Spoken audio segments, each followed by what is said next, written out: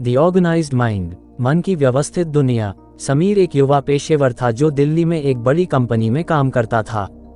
वह हमेशा बहुत व्यस्त रहता था, उसके पास बहुत सारे काम होते थे और कभी भी किसी चीज़ के बारे में पूरी तरह से सोचने का समय नहीं मिलता था।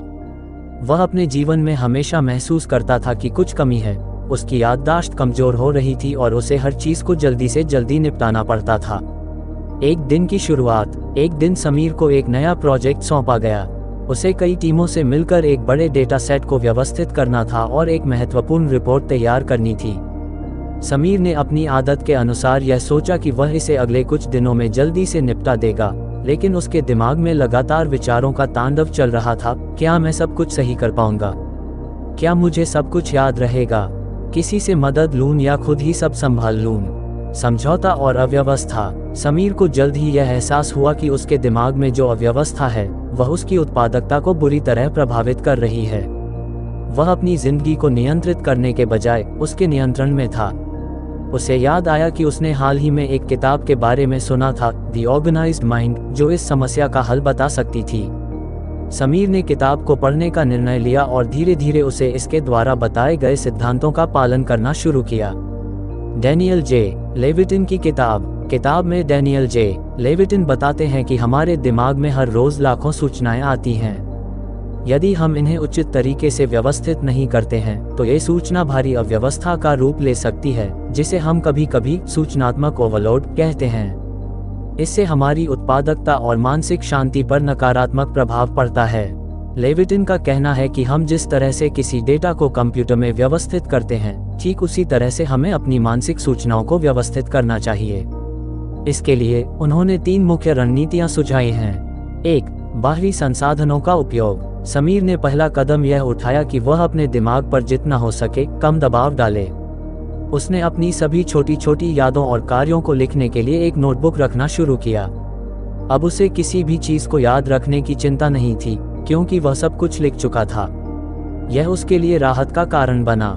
2. टास्क को प्राथमिकता देना। इसके बाद समीर ने एक और रणनीति अपनाई, कार्यों को प्राथमिकता देना। उसने दिन के कामों की सूची बनाई और ये तय किया कि कौन सा कार्य पहले करना है।